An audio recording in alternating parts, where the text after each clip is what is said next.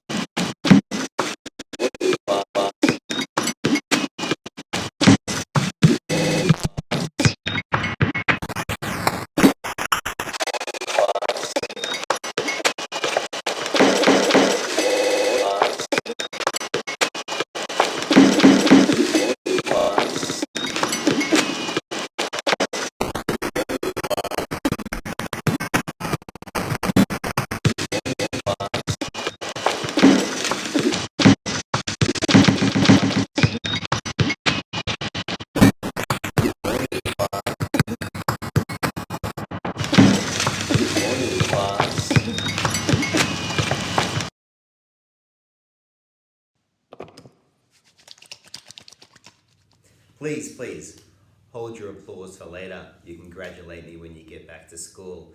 So now we're going to break this activity up into two parts. So this week, it's composing the music.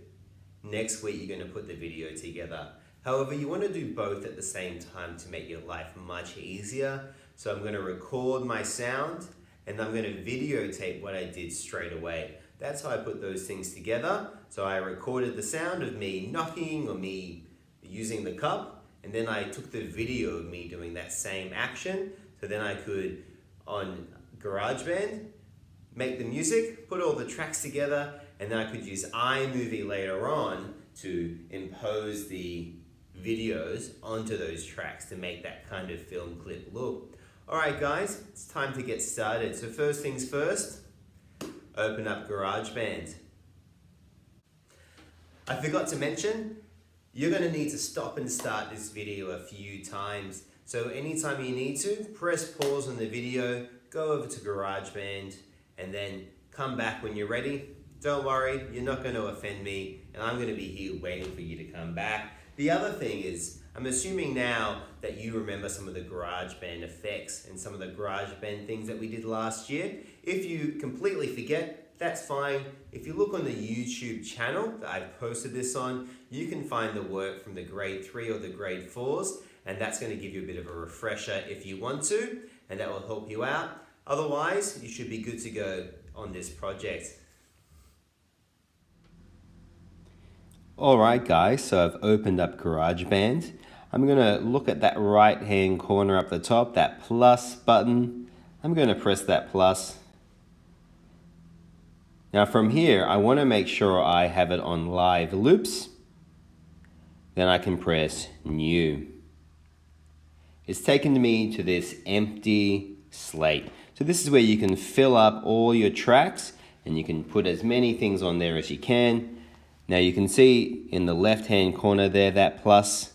I'm going to press the plus. So now it's come up with loops or instruments. Make sure you press instruments. From here, I'm going to slide over all the way until I get to audio recorder. Now I'm going to use instrument recorder, but you can use voice as well. In this circumstance, it doesn't make that much difference, but I'm going to press on instruments. So you can see it's opened up our recording. You can see in the left-hand side, moving up and down, that's my voice making that, so I know the microphone's on. This step is really important. We want to make sure that we change the amount of bars which are being recorded. You can see in the right-hand corner where it says 4.0. Press that number. From here, I want to make sure instead of having 4 bars and 0 beats, I'm going to move it down to 1 bar. So that's 4 counts. Or if you want, you can move it to 2 bars. That's 8 counts. I'd recommend you don't do any more than that. It's going to sound much more rhythmical if you have 1 or 2 bars rather than having it go on for 16 counts, something like that. So from here, if I press the screen, it's going to close. So you know, because you're recording, you might notice that metronome symbol.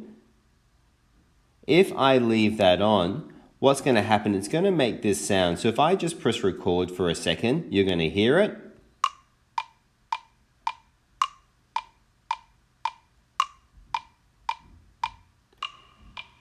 That's it. So now the only problem with that is anything I record is going to have that metronome sound on it,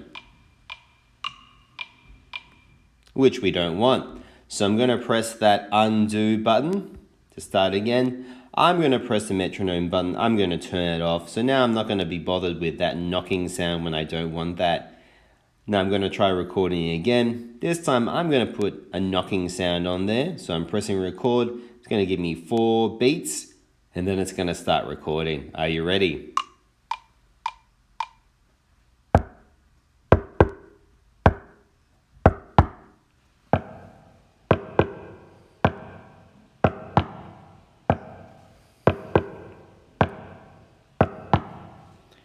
Alright, so now I've got my first sound. I'm going to press that grid in the left-hand corner. That's going to take me back to my sample screen. Are you all still following along okay? Remember, pause anytime if you want to go over to Garageband and set it up. You're more than welcome to do that. I'll wait.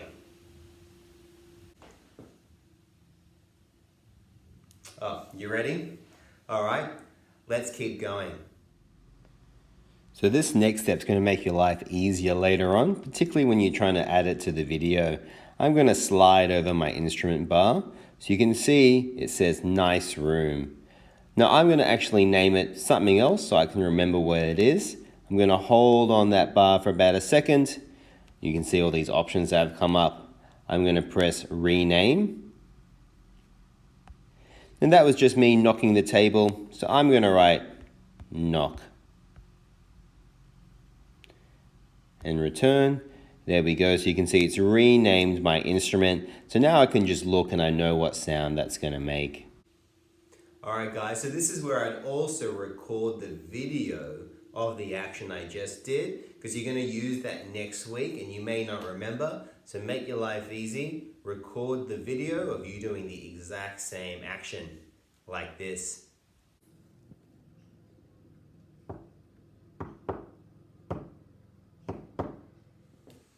You got that? All good?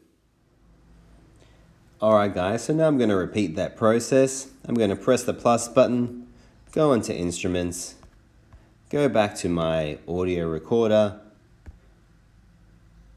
So you can see in the corner the number's still 2, but you might want to make that 1. Completely up to you. Experiment with what works best for you. So this time I'm going to record another sound. So I wonder if you can guess what this sound is.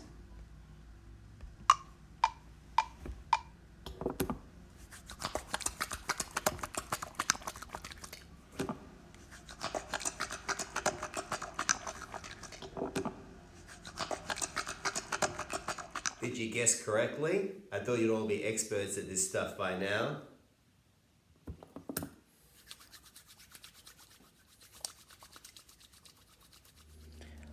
Alright guys, now you see I've recorded a bunch of tracks. Now I did 19. That's a challenge for anyone out there who wants to try to do more than that. I'd love to see you try. So from here I'm going to think about what order I want my music composition to be in. How do I want to arrange it? So if I decide, for instance, I like the sound of scrunch before scissors, if I hold down scrunch, I can move it up or move it down. That's going to make it easier later on when you're playing all your songs. Once I've decided how I want to arrange my music, that's when I'm going to start considering recording it. But what I might do, I might have a test run. So if I go down every one, press it, wait till it's over, press the next one, press the next one, press the next one.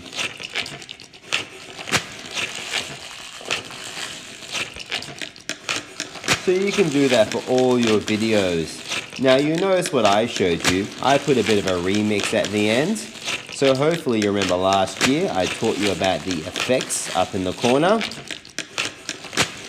So if you press that effects, we've got all these options. This is where you can play around with your filter. This little chopping thing right here. I might put the cough on just to give me a bit of a beat. You've got this thing. You might want to do the drop the beat. That's where I'm going with the repeater from the middle.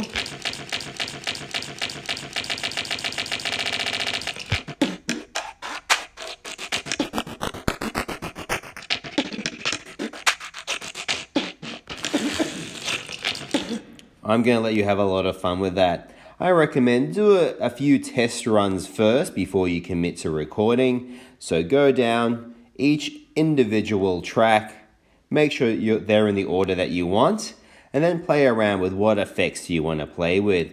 Once you've done that, you've got the record button right there. Press the record button and then record your tracks. So how'd you go? Did you get more than 19? I knew you'd beat me.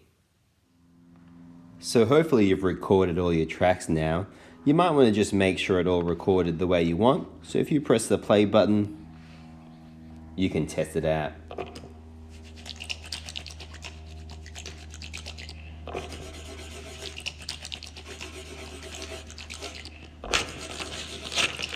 Alright, great. Looks like it's recorded fine.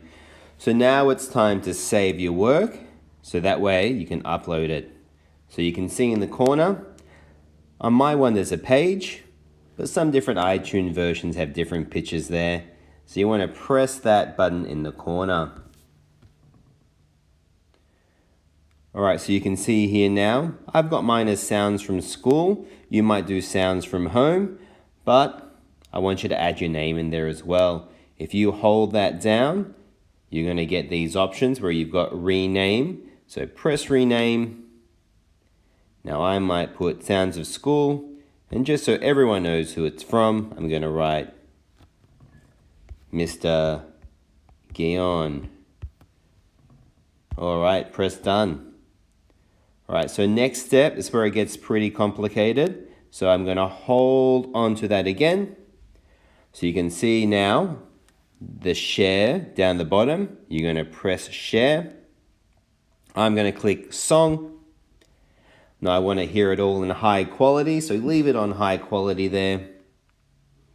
Press the share button in the corner.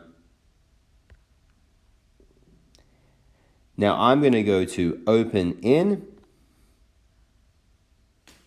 Alright, be patient. It's just going to export.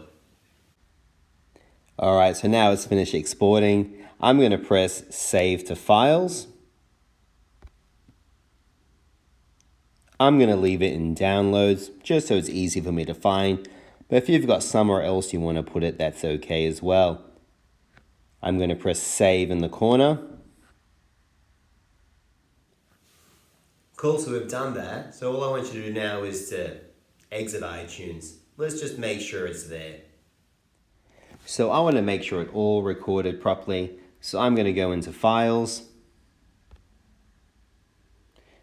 I can see it up there in the corner. Sounds from School, Mr. Guion. You can click on it if you want. You can test it out.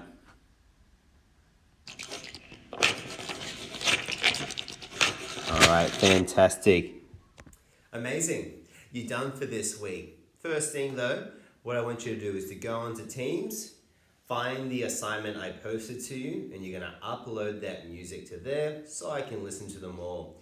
You're going to use that music next week when you're using iMovie to put it all together to make a film clip. So don't lose that track. I hope you took all those videos along the way. It's going to be really difficult if you don't. Alright guys, can't wait to hear them.